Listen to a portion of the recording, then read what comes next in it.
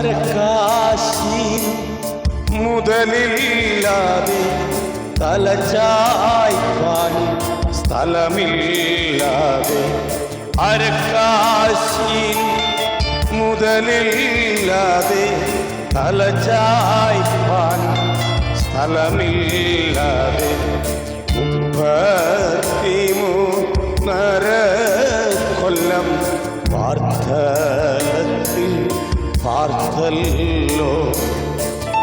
33 കൊല്ലം വാർദ്ധക്യത്തിൽ പാർത്തല്ലോ.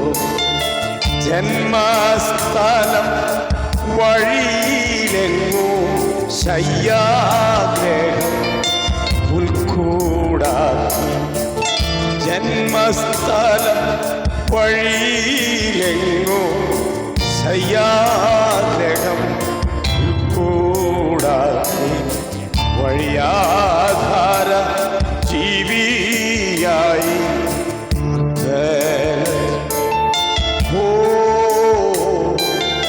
വഴിയാധാര ജീവിയായി ഭൂലോകത്തിൽ സഞ്ചരിച്ചു. കർത്താവേ, നിൻ രൂപം എല്ലായ്പ്പോഴും സന്തോഷ. കർത്താവേ, നിൻ രൂപം എല്ലായ്പ്പോഴും സന്തോഷമേ. സ്വർഗത്തിലും ഭൂമിയിലും ഇതുപോലോ രൂപം വേറെ. സ്വർഗത്തിലും ഭൂമിയിലും ഇതുപോലോ രൂപം വേറെ.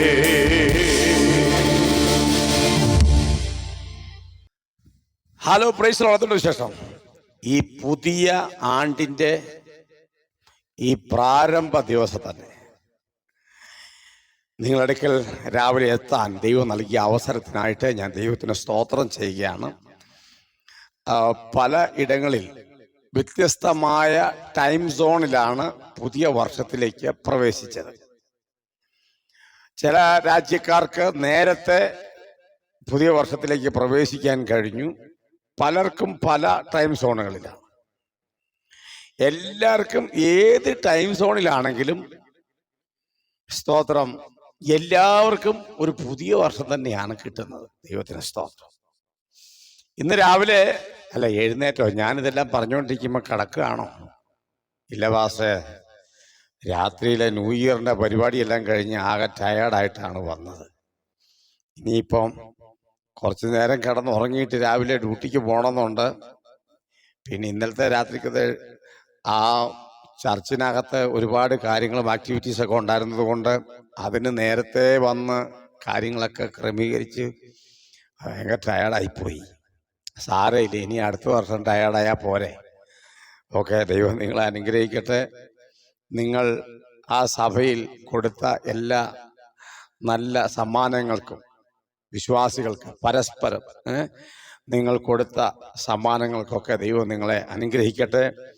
പിന്നെ നിങ്ങളുടെ ചർച്ചിലെ ആ പാസ്റ്റർക്കോ അദ്ദേഹത്തിൻ്റെ കുടുംബത്തിനും ഒരു സാരിയോ നല്ലൊരു പാൻറ്റോ ഒരു ഷർട്ടോ ജുബ്ബയോ അദ്ദേഹം എന്താ ഇടുന്നത് അതൊരെണ്ണം മേടിച്ചു കൊടുക്കുന്നത് നല്ലതാണ് കേട്ടോ. പുതിയ വർഷമല്ലേ, ദൈവം നിങ്ങളെ അനുഗ്രഹിക്കുകയുള്ളൂ കേട്ടോ. നിങ്ങളെ വഴക്കൊന്നും പറയത്തില്ല.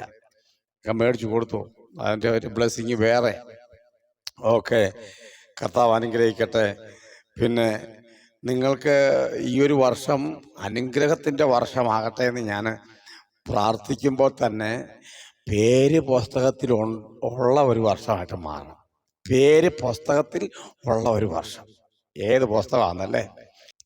ഞാൻ ഈ വെളുപ്പാങ്കാലത്ത് നിങ്ങളോട് പറയാൻ ആഗ്രഹിക്കുന്നത് 3 പ്രധാനപ്പെട്ട കാര്യങ്ങളാണ്. അതിനേക്കാളും പ്രധാനപ്പെട്ട 5 കാര്യങ്ങൾ പറ്റുമെങ്കിൽ ഞാൻ ഓർപ്പിക്കാം.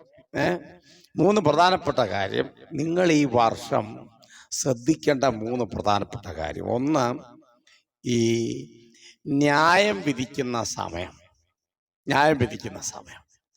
3 പുസ്തകങ്ങൾ അവിടെ ഉണ്ടെന്നാണ് തിരുവെഴുത്ത് നമ്മെ പഠിപ്പിക്കുന്നത്. ഒന്നാമത്തെ പുസ്തകം ഓർമ്മയുടെ പുസ്തകം അല്ലേ? അങ്ങനെ ഒരു പുസ്തകമുണ്ട്. ജ്ഞാപക പുസ്തകം എന്ന് തെലുങ്കിൽ പറയും. ആമേൻ, സ്തോത്രം. വിവിധ ഭാഷയിൽ വിവിധ രീതിയിലാണ് പറയുന്നത്. ഓർമ്മയുടെ പുസ്തകം. നിങ്ങൾ എഴുതി വച്ചത്, നിങ്ങൾ ചെയ്തതും നിങ്ങൾ കാണിച്ചതും നിങ്ങൾ പറഞ്ഞതും പറഞ്ഞ് പിടിപ്പിച്ചതും, നിങ്ങൾ ആരെല്ലാം സഹായിച്ചോ അത് മുഴുവനും, നിങ്ങൾ എന്തെല്ലാം കാര്യം ദൈവത്തിൻ്റെ ശ്രദ്ധയിലേക്ക് നിങ്ങൾ കൊടുത്തോ എന്ന് പറഞ്ഞാൽ, നിങ്ങളുടെ ലൈഫിൽ നിങ്ങൾ ചെയ്തത്, നിങ്ങൾ പ്രവർത്തിച്ചത്, നിങ്ങൾ പറഞ്ഞത്, ഇത് എല്ലാം സെറ്റ് ചെയ്ത് വെച്ചേക്കുന്ന ഒരു പുസ്തകമാണ് ഓർമ്മയുടെ പുസ്തകം.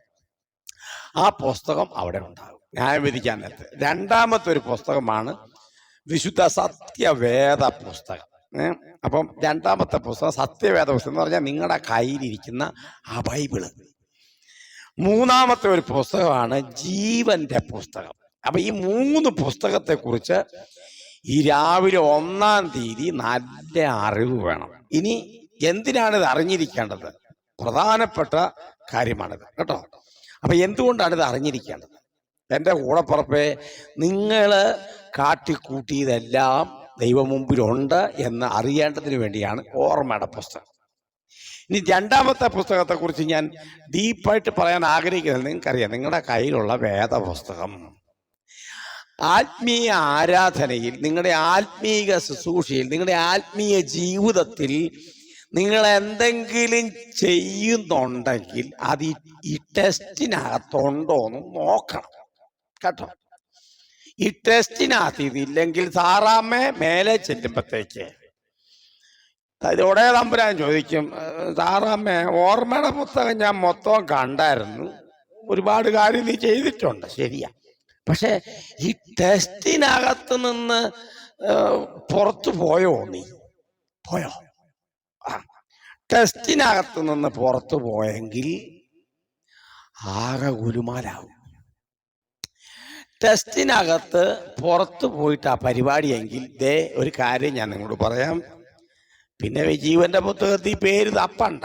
കാരണം ഈ ടെസ്റ്റിനകത്ത് ടെസ്റ്റ് പ്രകാരം ജീവിക്കാതിരിക്കുന്ന ഒരു വ്യക്തിയുടെ പേര് പിന്നെ ജീവന്റെ പുസ്തകത്തിൽ ഇല്ല.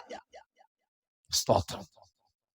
പണ്ട് ഞാൻ ഏതോ ഒരു പ്രഭാഷണത്തിൽ പറയാനിടയായി, പൗലോസ് കാരാഗ്രഹത്തിൽ കടന്നുകൊണ്ടിങ്ങനെ ആത്മനിറവിൽ ഒരു കാഴ്ച കാണുക. എന്താണെന്നറിയാവോ?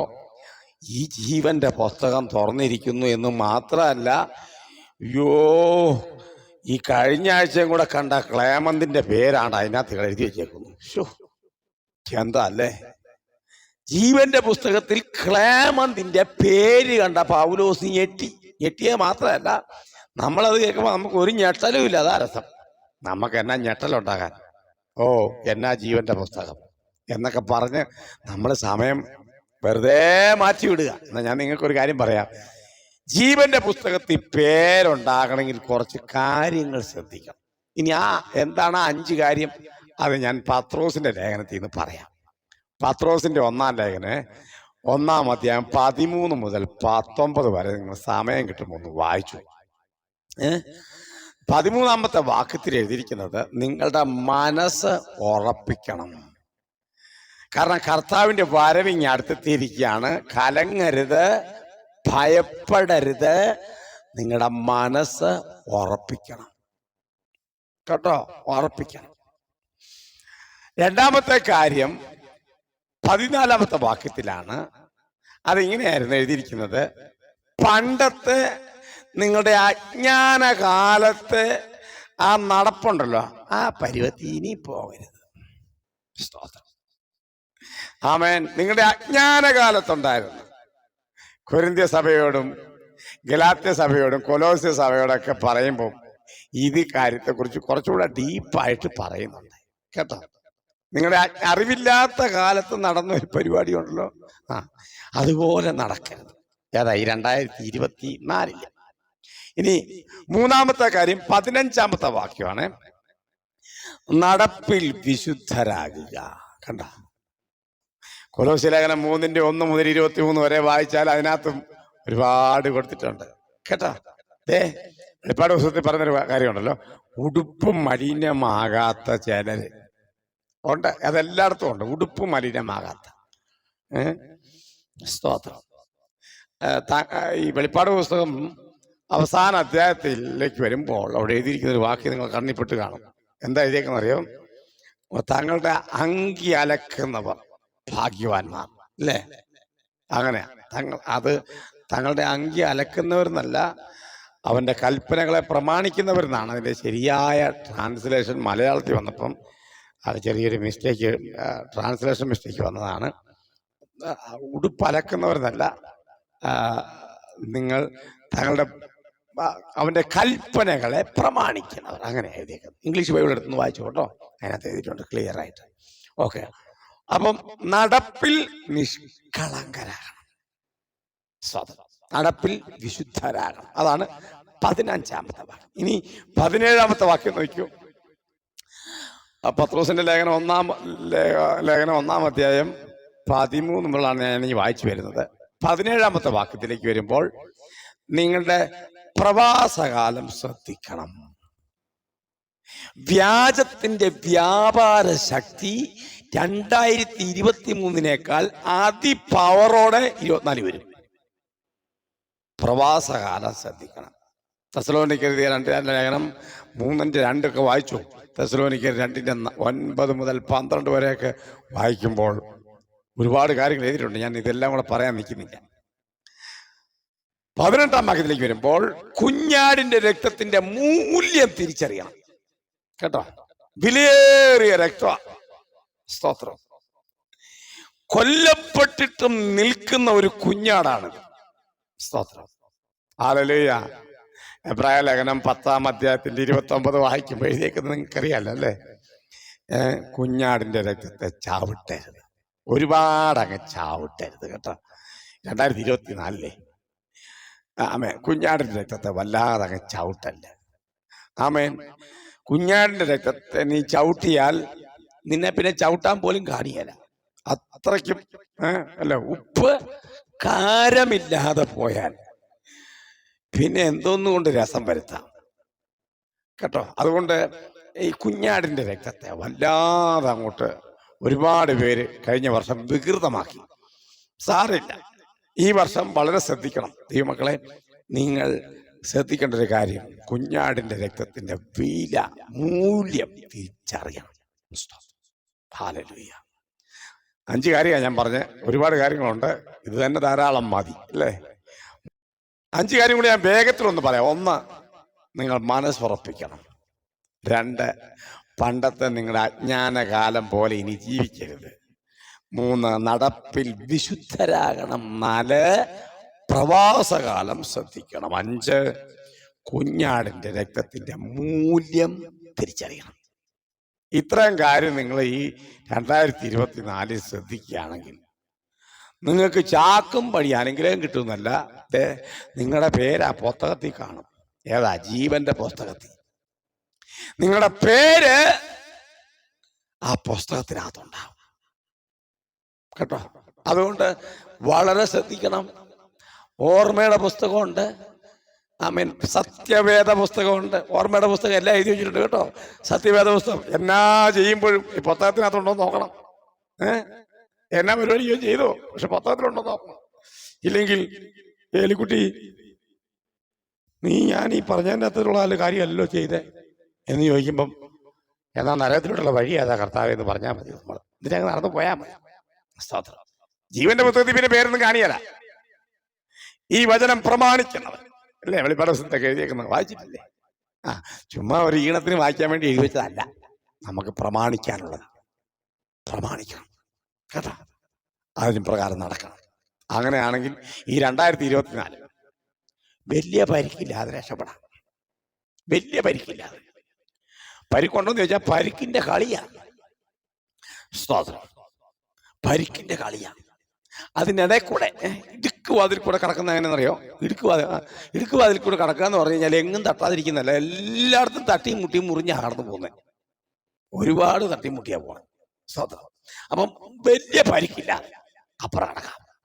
എന്ത് ചെയ്താലാ ഈ പരുവത്തിൽ പോവുകയാണെങ്കിൽ. സ്തോത്രം. എന്നെ കേൾക്കുന്ന ദൈവമക്കളെ, ഈ 2024 നിങ്ങൾക്ക് എല്ലാ ഭാവുകങ്ങളും ഞാൻ നേരുന്നു. നിങ്ങളുടെ കുടുംബത്തിന് എല്ലാ ഭാവുകങ്ങളും നേരുന്നു. നിങ്ങളുടെ മിനിസ്ട്രി ആമേൻ ഈ വർഷം ഒരു 10 പാസ്റ്റേഴ്സും കൂടെ ആഡ് ചെയ്യപ്പെടട്ടെ. നിങ്ങളുടെ മിനിസ്ട്രി ഈ വർഷം 1000 പേര് സുവിശേഷം കേൾക്കട്ടെ. എൻ്റെ ഈ വർഷത്തെ 2024 എൻ്റെ ദൈവത്തോടുള്ള ഞാൻ പറഞ്ഞേക്കുന്ന കർത്താവേ, 1,00,000 പേര് സുവിശേഷം കേൾക്കണം. അതാണ് എൻ്റെ ലക്ഷ്യം. ഈ ഒരു വർഷം നമുക്ക് ചെയ്യാൻ പറ്റുമെന്ന് പറഞ്ഞാൽ മതി കേട്ടോ. കർത്താവേ, കോടി നിന്നും പറയണ്ട. കഴിഞ്ഞ വർഷം എന്നാ കോടിയാണ് നിങ്ങൾ ചെയ്തേ?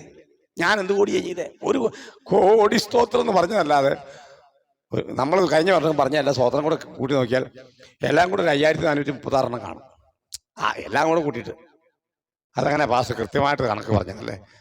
നിങ്ങൾക്ക് സംശയമുണ്ടെങ്കിൽ നിങ്ങൾ ഇത് എണ്ണി നോക്ക്. ഞാൻ ഏകദേശം ഒരു കണക്ക് പറഞ്ഞതേ ഉള്ളൂ. ശ്രദ്ധിച്ചേ. അപ്പോഴേ നമുക്ക് കഴിവിൻ്റെ പരമാവധി ഈ ഒരു വർഷം ഞാൻ ദൈവസ്ഥാനത്തിൽ എടുത്തേക്കുന്ന കർത്താവ് എനിക്ക് 1,00,000 പേരോട് സുവിശേഷം പറയാം. 1,00,000 പേരോട്. കഴിഞ്ഞ വർഷം എനിക്കറിയത്തില്ല എത്ര പേരോട് പറഞ്ഞത്. ഒരു 1,00,000-അടുത്ത് കഴിഞ്ഞ വർഷം ഞാൻ സുവിശേഷം പറഞ്ഞിട്ടുണ്ടാവും. യേശു എന്ന് കേട്ട ആൾക്കാരുടെ കാര്യമല്ല കേട്ടോ. യേശു എന്ന് കേൾക്കാത്ത ആൾക്കാരുടെ അടുക്കൽ അവിടെ പോയി ശക്തമായി സുവിശേഷം അറിയിക്കാൻ കർത്താവ് അവസരം ഒരുക്കി. അത് ഒരുപക്ഷെ എത്രയാണെന്ന് ഞാൻ കൗണ്ട് ചെയ്യുന്നില്ല. പക്ഷെ എൻ്റെ ഹൃദയത്തിലെ ആഗ്രഹം ഞാൻ പറയുന്നത്, ഈ അടുത്ത 2024 1,00,000 പേര് ഈ പാവപ്പെട്ട മൂലം സുവിശേഷം കേൾക്കണം. അത്രേ ഉള്ളൂ.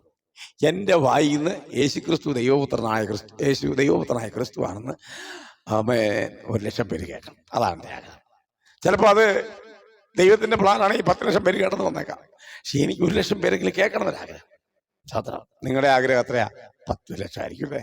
നടക്കട്ടെ. അപ്പൊ എങ്ങനെയെങ്കിലും 1,00,000 പേരെങ്കിലും സുവിശേഷം കേൾക്കാൻ, നിങ്ങൾ മുഖാന്തരം സുവിശേഷം കേൾക്കാൻ കർത്താവ് ആക്കട്ടെ. നമുക്കതായിരിക്കണം ഈ വർഷത്തെ 2024 10,000 20,000 പേര് കേൾക്കട്ടെ. സ്തോത്രം. ആമേൻ. കേൾക്കാത്ത ഒരു 100 പേര് കേൾക്കാൻ അത്ര മതി. കേൾക്കാത്ത ഒരു 100 പേര് കേൾക്കാൻ എന്താ കേൾക്കേണ്ടത്? യേശു ദൈവപുത്രനായ ക്രിസ്തുവാണ്. യേശു ക്രിസ്തു മടങ്ങി വരുന്നു. യേശുവിനെ കുറിച്ചുള്ള സുവിശേഷം. ആമേൻ. കേട്ടവരല്ല, കേൾക്കാത്തവര് കേട്ടോ. പ്രത്യേകം ശ്രദ്ധിക്കണം. കേട്ടവരുടെ മുമ്പിൽ പിന്നെ സമയം കളയരുത്. കേൾക്കാത്ത ഒരുപാട് കിടപ്പുണ്ട്. അതിലേക്ക് ഞാൻ നിങ്ങളെ ആഹ്വാനം ചെയ്യുക. ഈ 2024 കർത്താവിനെ നിങ്ങളെ സഹായിക്കട്ടെ. ഞാൻ നിങ്ങളോട് ഒരു വാക്ക് പ്രാർത്ഥിക്കാം. കണ്ണടച്ചു. നല്ല ദൈവ സ്വർഗീയ പിതാവേ, ഈ 2024 ഇവർക്ക് അനുഗ്രഹത്തിന്റെ ഒരു നന്മയുടെ ഒരു വർഷമാക്കി കർത്താവ് മാറ്റണം.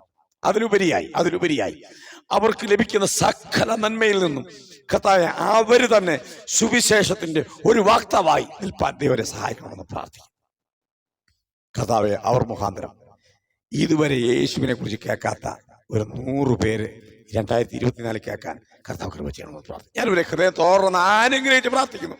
അനുഗ്രഹമായിട്ട് പ്രാർത്ഥന നന്ദി. യേശു ക്രിസ്തുവിന്റെ വലിയ നാമത്തിൽ തന്നെ ആമേൻ. പ്രിയരെ, പിന്നെ ഞാൻ പറഞ്ഞ 5 കാര്യം മറക്കരുത്. ആദ്യം ഒരു 3 കാര്യം പറഞ്ഞു. 3 പുസ്തകത്തിന്റെ കാര്യം. പിന്നീട് 5 കാര്യം പറഞ്ഞു.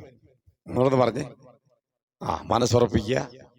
രണ്ടാമത്, പണ്ടത്തെ അജ്ഞാനകാലം പോലെ ജീവിക്കരുത്. നടപ്പിൽ വിശുദ്ധരാകണം. പിന്നെ പ്രവാസകാലം അധികം ശ്രദ്ധിക്കണം. കുഞ്ഞാട്ടിന്റെ രക്തത്തിന്റെ മൂല്യം തിരിച്ചറിയണം.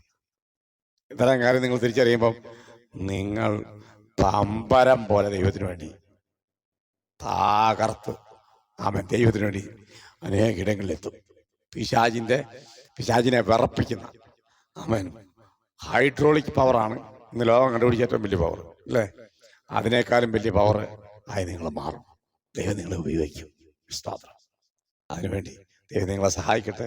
നിങ്ങൾ ദൈവം സമൃദ്ധിയായിട്ട് അനുഗ്രഹിക്കട്ടെ.